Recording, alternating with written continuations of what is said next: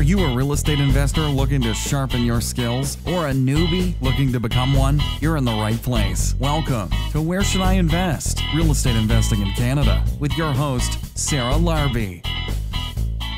Hey, welcome back. It is Sarah Larbi. I'm excited to have you back for another awesome episode. And today's guest is Natasha Feghali from the Feghali Group, Inc. And they do a lot when it comes to real estate investing, rental homes, storage units, many other things. And we talk about women in the real estate investing space. We talk about how to do renos with low budgets and at low costs and many more things in between. So I hope you guys enjoy today's podcast. The other thing I will say as well is I do 3 BURR classes a year. This is going to be the last one for this year. If you are interested, check it out at sarahlarbi.com. The next one starts September 13th, and it's about 2.5 months long, a mix of Zoom online calls. And if you are local, you can also come out on the field days. If not, you still get lots of great information as we do 8 live calls that are in groups. So if you are interested in that, feel free to check it out. And I'm hoping if you guys have any questions in general about real estate investing, or you've got a specific situation that you'd like some advice on, feel free to send me an email as well, which is sarah@sarahlarbi.com. All right, guys, let's play today's episode of the podcast. Natasha, welcome to the show. How are you? I'm doing great, thanks. How are you, Sarah? Very good. I'm super excited to have you on. Now you are in Me Windsor. as well. Thank you. Yes. Thank you. Yes, I am in Windsor. Excellent. So talk to me a little bit about your journey and what you're doing right now and how you got here. Well, Sarah, my journey started actually in 2015. So I'm really lucky because I got into real estate investing prior to the market shifting in Windsor. And what spun me was, and this is why I always say women should invest, is because I was on my boss babe journey. Okay, let's say hypothetically speaking, and I was working for someone else. So as my wings were growing, they were also being clipped. And I realized that I was not in control of my time, not in control of my money, and not in control of my growth.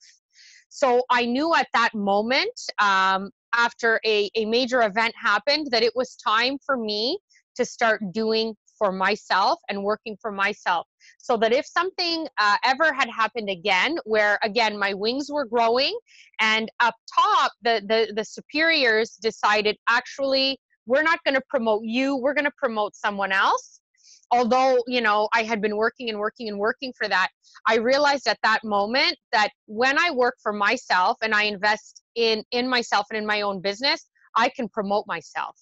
No one is going to come around and say no, because I'm the one in charge. And that it might sound egocentric, but in a world where we look to our employment as fulfilling a large gap in our lives, we have to also remember that you are just an employee and someone else is in charge of you. And I didn't like that. So that's what made me start my investment journey. And that's what made me start to invest more and more and more in real estate. All right, very cool. So there's lots of questions I have from that, but first and foremost, what does your portfolio consist of, and what is? So my portfolio started with 1 duplex. I had no idea. I actually met a mentor who said he was already a long investor. He's now into doing private mortgages and holding mortgages and lending, etc. So when I met the investor, he had said to me, he said, Natasha, someone like you needs money, and you need to get the money your own way. So it's good for you to invest in real estate and start investing in real estate. So that's what I did. I bought my first house in 2015. And from that house, I just sold it in 2017. And then I continued to grow my portfolio from there, more and more homes. And now we're on our 6th home, all of them being multi-unit homes. And we also have 3 garages. Now, are all these in Windsor? All of them are in Windsor. Yeah, Windsor-Essex. Okay. So walk us through maybe the last deal that you bought and what the financials looked like on that. Okay. actually, we just bought two simultaneously. So the last one was actually really quite simple. We, my business partner, who is also my life partner, that's something you might not want to do, but I did it. It becomes very, very difficult sometimes, difficult and delicate at the same time. He's not really into private lending that much. So what we do is we BRRRR most of our homes. This way, we have enough capital. So the last one was really easy, conventional mortgage. And if I'm honest, we've actually been able to do a conventional mortgage on all the homes, because what I bought in 2015 that I sold in 2017 in Windsor, the sale of that home, I mean, I made as much as a mortgage on that house. I really got lucky, actually. My story is a luck story. And so that house that I bought and then I sold, with that money that I made with the spread from that house, I was able to buy 4 more. And then I looked for investors, which is now my partner. And so we've just continued to pool our money. And I should also mention that he worked internationally for a very long time. So he was able to come back to Canada with money. And that's because he's just in investment financing. That's just his field of work. And so we've just really only had to do conventional. However, now that we're looking in the commercial stream, we're educating ourselves on potentially going private in the commercial stream. And we also want to enter the US market. So we're going to have to go private because we're not American, and nor do we work in the States. Yeah, absolutely. So just to go back though to what the financials looked like on the duplex or the last property, like what was the purchase price? What were the renovation costs, and what did you refinance? Okay, so the last one that we did was, well, actually we're just in the middle of doing it. So the purchase price, it was $260. We brought it down to $250. And now we are in the middle of renos. I believe that renos are going to cost around $30,000. It is a single family home that we're converting into a duplex. So we're looking at about $30,000-ish for renovations. After that, potentially, when we did have it appraised when we got it, they had already appraised it at $260. So I'm assuming with renos, and we'll probably be able to BRRRR that over $300, $305, $310. Location is good. Everything about it is awesome. And we're lucky we got it at such a low price. Yeah, absolutely. So I'm actually very surprised by your $30,000 reno to convert. Like, how is that so low? Sorry, come again, Sarah? So you're saying that it's going to cost about 30 grand to renovate? Yeah. So what are you renovating? Because like a conversion costs a lot of money. So you must be figuring out this awesome way to make it super inexpensive. Yeah, you know what, Sarah? We do a lot of work to try and keep our costs really, really, really low. We try to get a lot of stuff from Habitat for Humanity. We're always on Facebook Marketplace, Kijiji, picking up odds and ends here and there. And we have a contractor who we met about maybe a year, 2 years ago when we first started. And we said, listen, what we're going to do is we're going to pay you per job. And if you do a good job, you're going to stay with us and you're going to be with us on our team. And we're going to grow and grow and grow. And if you give us a better price and, help us look for materials at a better price, then we'll also refer you to other realtors that we're working with. And that's people that we know and other investors. So he's been really good with us. And we've had a lot of success with him, because we did buy a major gut job back in 2019. And that one he had to take down to the studs, and we only put $25,000 in that. And that one was right down to the studs. So is that with materials, your costs? Yeah, these are costs with materials. They charge us very little for labor. So you're paying them a labor, like a wage, basically, like per hour. Okay. Yeah. Okay. And then permit pulling and stuff is separate. And then going to the that's separate. Yeah. Separate. Okay. No, I'm just trying to understand, because some people will bulk them all at once, and then some people will like separate them a little bit. So that doesn't include your closing costs. That doesn't include your insurance. That doesn't include no any of that. So it's just purely hiring. That's just purely hiring the team and just anything to do with construction and labor. Yeah. No, Now oh, I'm sorry, Sarah. I was gonna say, so I've done burrs. Like, I mean, I do burrs. That's what I do. So I've done them two Yeah. ways, where I hire a contractor depending on how much time I have, or I'll Okay. contract it as well and hire people like you at, $30 an hour, $40 an hour, however, whatever the rate is. And it's always going to be cheaper, but it definitely is more time intensive. Definitely more time intensive, I would say. 30, $40 an hour, that's a lot of money. Well, how much are you paying an hour? Yeah. I'm telling you, he's got anywhere from 20 to 25 depending on the work, because I mean, think about it, like, I understand that these are skilled trades. However, if you want to work with us and you want to stay with us for a long time, I mean, he's got guaranteed work. We're up to, as I said, 6 homes. Like, we've got 12 units now, 3, double wide garages. He's got work forever. There's always work. So I said, if you work with us, we'll work with you. All right. And especially now when we go commercial, I mean, that's just going to expand the portfolio times 10. Yeah, absolutely. So what are the garages? Like, are these separate garages, or are they attached to Yes, properties? yes. So I always buy homes. I should mention, I like to buy homes that have a garage that is detached from the home and away from the home, so that I can even put up a fence if I need to, and have that sectioned off, because I always rent the garage. I always do. People have so much stuff and they need to put it somewhere. And if they go to, say, a large storage place, they're going to pay 2 times what I might charge them, right? So I like to do that. And then we just put like a lock on it. They have a key, we have a key. I've prepared a lease, so that there's nothing illegal or illegal activity going on. And there we go. I really, really like it, because it's just another stream of income. Yeah, no, absolutely. And also, the government doesn't dictate that what rent we can raise every year on the garages. So it's always good to have a separate lease. So I want to change direction a little bit and talk about women and real estate investing, and what your thoughts are on women real estate investors. I believe that, going into this new era, where women are almost expected to have it all and have it all together. However, financially is such a gray shade, and you still don't see a lot of women in that area. You don't see a lot of women as landlords. You don't see a lot of women investing in housing. I think it's something that is growing, and it's definitely on the forefront. I know that when my grandparents came to Canada, it was the only thing that my grandparents could do, because they didn't read and write in English, and they barely even spoke English.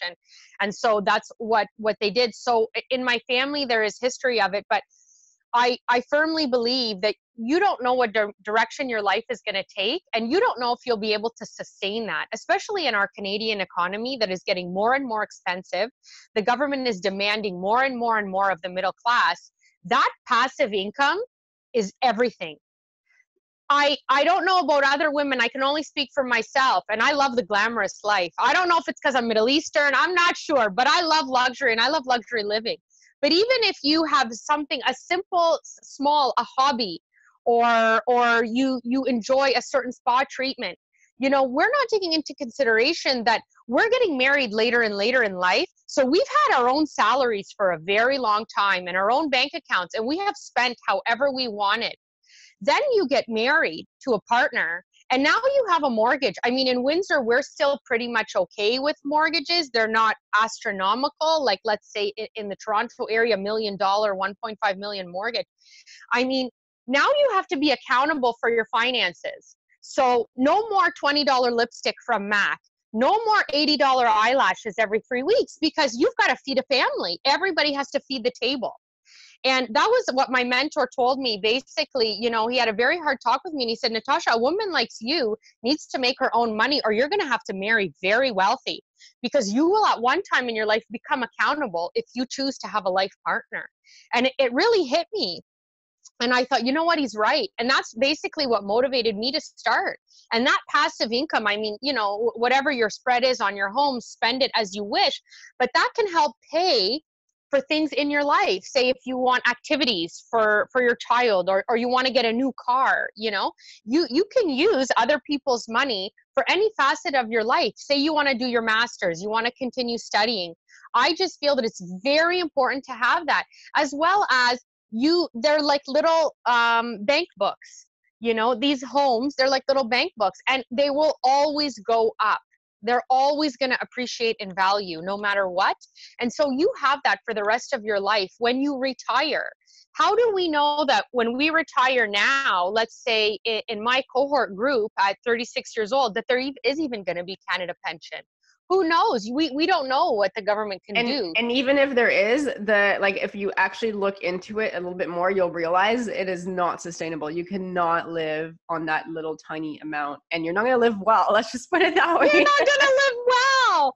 Yeah, you're not gonna live well. I mean, let's say you need special extra care as a senior. Who's gonna pay for that, you know? So I just find that all those things are very, very, very important. And I think that what a lot of young women are not doing is looking at the macro level, which is where you live, the economics of your country, the tax rate, the taxation system, inflation, the cost of everything, and then saying, how can I sustain myself on the long term?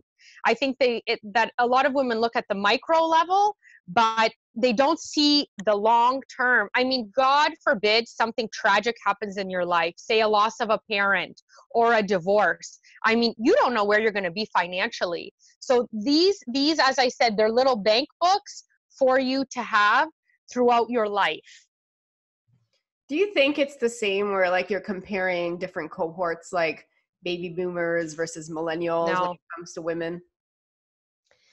No, I think that there's, as I said, there's been a really big difference. I would say that my grandparents' generation, there was much more submissiveness. And there was also different laws back then where things had to go to the mail. So a lot of women, you know, endured different situations because they knew that they had to lean on the other person. I would say that then they may have wanted to have their own sort of golden nugget, but they couldn't. I know my mom, for her generation, I mean, up until I think 1990, whatever my mom had, and even when she received her inheritance, it had to be split, you know, with her spouse. Whereas now we have laws that protect a little bit more. But I think the big picture is, how can you sustain your life? You know, Canadians are some of the most in debt people on the planet. We're looking at 48% of Canadians are, I believe, I was reading $200 away from financial insolvency. So you miss a paycheck, you're in trouble. Yeah. I mean, it is pretty sad when you think about it. You know, at the end of the day, is it real estate the answer? I don't know. I don't know what the answer is, but I will tell you that real estate definitely got me to where I am today. And originally when I was looking at the stock market or investing in mutual funds, I still didn't feel like I had control because I was still paying somebody to manage it. And I was still paying this crazy high MER fee, this management expense ratio of like 3% or something. So the other thing I was thinking of is, you know, do I really want to be investing in these paper assets for 65 years old? Or when I started, and it's just personal for me, like I know there's people that are traders and doing really well now, but I looked at, okay, stocks and mutual funds, this is a really long-term play. I'm like, I want to live in like 5-6 years, I want to have that freedom. And real estate just seemed like it was the best option. So how are you know, getting your message out there right now? You know, Sarah, I do my best to speak at a lot of events, to attend events. I've recently started, well, I should say actually since probably about 2018, since because I did work overseas for a few years in between my investing, which was also awesome because I could still invest in real estate and be abroad. Like what freedom. And I've started making videos, and I want to do it more and more and more. As I'm growing, I want to grow the message more and more. I've started a Women in Investing in Finance group on Facebook. We're up to about 40 members. Soon enough, we're going to hold events where I will bring in paralegals, different lawyers, etc., just to talk about how to protect our assets. And I really want to continue to work towards getting women more involved in their own finances. I still find that when I talk to a lot of women, and especially a lot of women in my community, when you talk to them about money, they say, oh, I don't know, my husband takes care of everything. Oh, I'm not sure, it all just goes into one pot.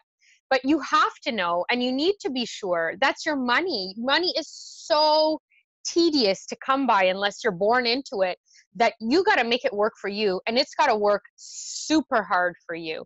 I try my best to communicate and, you know, post about what we're doing and what we're buying and how we're investing our money, because I too, much like you, I feel that I have some stocks, but the market is very volatile, and I don't really have the time to sit and watch it all day long. And to pay someone, that's an expense as well. Absolutely. And there's so many more streams of income when it comes to real estate, right? You have your mortgage. Appreciation. Of course, that's just icing on the cake. You've got your cash flow. You know, you've got some tax advantages, not as well as the US, but there's still some tax advantages. Yeah. So, I mean, to me, like, I could not go back at this point in time and like find, in my opinion, I don't think that there is actually a better strategy to get to where I am in 6 years. I'm at the point now that I have the opportunity to say, am I leaving my full-time job this year? Or am I going down to part-time? Which is really cool. That is cool. I would not be there if I was investing in the stock market. I just don't know it enough, right? Like, some people can be good at it, but it's like so out of my control, I feel like, right? Something happens, everything goes down. You know, you've got to be very specific on how you handle the downturns and the upturns. I don't know, whatever. It's like beyond me. And you mentioned fundamentals. Fundamentals are big, right? Look at the city, look at the areas to invest in, look at what the, you know, fundamentals of that region is: population increase or transportation improvements, post-secondary school, you know, enrollment increases. Like, there's tons of things that will help. In this area anyways, we have a shortage of houses. So there's very low vacancy. So there's tons of opportunity. I don't, you know, maybe it'll take a dip in the short term. I don't have a crystal ball. You probably don't either. If you do, just let me know. I'm just kidding. But we don't have crystal balls. So, you know, go in it, stay in it.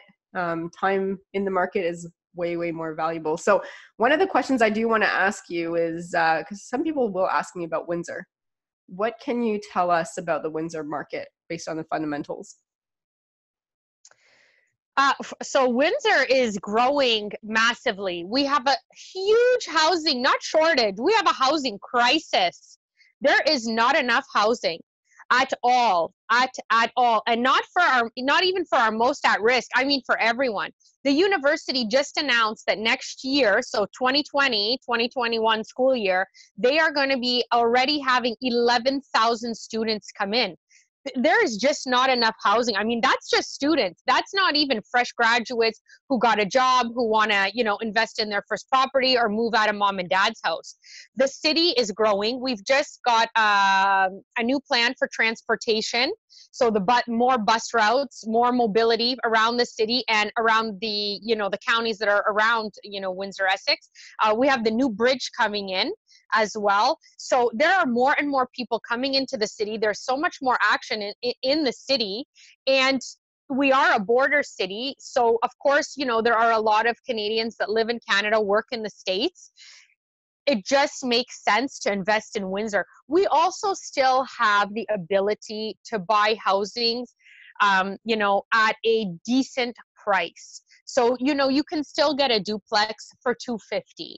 You know, you can still, you know, get a single family for anywhere from $125 to $150, $160. You can even get homes under $90,000. I mean, that's if you're in the fix and flip. That's what you want to do. You can still get them around 90, 95, 100. So there is still that margin to make good money here in Windsor. And you do have, of course, you know, there are some pockets of the city that are not great, but what I'm noticing happening more and more is a lot of gentrification, positive or negative, doesn't matter. It's still happening. And I noticed that pockets of the cities, because of the investors that are coming in, those pockets are now they're flourishing, and they're now becoming very sought after neighborhoods. So like it or not, right now, I would say it's not as, let's say it's not as cheap as when I started. However, it's not as expensive as other parts of the province or even country. We are going to get there though. We will get on par with London, and then and then as London grows, then we grow. Everything, is sort of a ripple effect from Toronto. As you said, it may take a dip. I don't know. But at the end of the day, there's always going to be a need for housing, and it's always going to go up. And we already see that the houses in Windsor, they're predicting by next year are going to go up. This year they went up 9%. They're saying by next maybe 20% more, because the demand and supply are not parallel. The demand is high and the supply is so super low. Yeah, no, absolutely. I mean, I'm looking at places like Brantford, St. Catharines, Welland, and I will say, like, they're still decently priced. They were not, nothing is priced like it was 3, 4, 5 years ago. But, you fast forward 3, 4, 5 years from now, and you'll look at today's prices and be like, damn, I should have bought something. So what about when people say, Windsor's 4 hours away, or it's 3 hours away, or it's not really close to any markets? Like, what do you say to that? I also property manage. So get your money together, get yourself a house, and call me so I can manage your property. I mean, it's a no-brainer. You don't have to be in the city where you live to have property. And, it being 4 hours away can also work to your advantage, because you can always get a property manager who says, hey, hold on, I got to call the owner, So in that case, tenants may not, be able to get ahead of you with all of their demands. It really, I think that in my opinion, it doesn't matter where you invest, as long as you're investing and you're investing properly. As long as you're not losing money, as Warren Buffett said, as long as you're not losing money, it's all good. If I could put my money in Vancouver, if I had that kind of money, I would. And I'm in a different province. I firmly believe that it doesn't matter where you're investing. You can make money anywhere, as long as, your plan and your protocol is right for what you're doing. Yeah. And then, I mean, the other thing I would say is, like, so I will differ, and I probably won't buy into Vancouver unless I can cash flow, because I don't want to be taking the ups and downs of the market and having to pay somebody to rent. Like, I don't want to pay an extra 200, 300, 400, 500 bucks or whatever it is for somebody to live in one of my properties. And also, I don't want to get capped as soon. So I probably will not buy into these markets. However, I love Toronto. I love Vancouver. Would I live there? Absolutely. I probably would live there. But as an investment, I just personally, and I know people do well, I just can't justify it unless I'm cash flowing. And that's going to be very hard to do unless you're doing something where it's like major renovations and taking a, maybe a single family and converting it into like 4 units or something along those lines. That's probably the only thing I think in my mind might make sense in this market. But hey, I mean, I'm sure there's always deals to be found everywhere. So Natasha, the next part of this podcast is our lightning round. So I'm going to ask you a series of 5 questions. You can give me the first answer that comes to mind. Are you ready? Awesome. All right. So question number 1, what is your favorite real estate investing book ever? Rich Dad, Poor Dad. All right. Question number 2, what is your favorite podcast? Gary V. Okay. All right, good. And what is your favorite pastime? Question number 3, what do you do for fun when it's not real estate? Oh, I love to work out and shop online. Where do you work out? Like a gym? I work out at the gym. Good life. I love to work out, and I love to shop online when I'm working out. All right, awesome. Number 4, if you lost all of your money and your assets tomorrow, how would you start again? I would raise capital to get back in. Where would you raise the capital? I'd probably start with my family. And see if they would loan me the money, and I would get back in, or I might go private and see if I can get back into the game and go from there. There's no way. There's no way I could just stop and say, I'm over it. No, I can't. All right, awesome. If somebody has $50,000, question number 5, and they want to get started, how would you recommend they spend it? I would definitely recommend they start with multifamily. I'm a big believer in multifamily homes, multi-unit homes. So I would suggest that they start with that so that they're cash flowing. And if there's ever any hiccups, at least the other units, let's say, could support if there were any hiccups in the building. All right, great answer. So if the listeners wanted to reach out, know more about you, where can they go? They can follow me on all my socials, which is at NE Feghali, Feghali. All my socials are like that, or they can find me on Facebook, Natasha Feghali, or they can track me down through my business, which is at Feghali Group Inc. And that we're both on Instagram and Facebook, and we have a website as well, which is also Feghali Group Inc. Amazing. Any final last words of advice? Yes, you got to invest because nothing spells success like excess. That's it. Thank you so much, Natasha, for being on the show. Oh, I love it. You're I loved hilarious. it. I loved it. Thanks so much for listening to Where Should I Invest with your host, Sarah Larbi. Make sure to listen in next time. We'll catch you on the next episode of Where Should I Invest?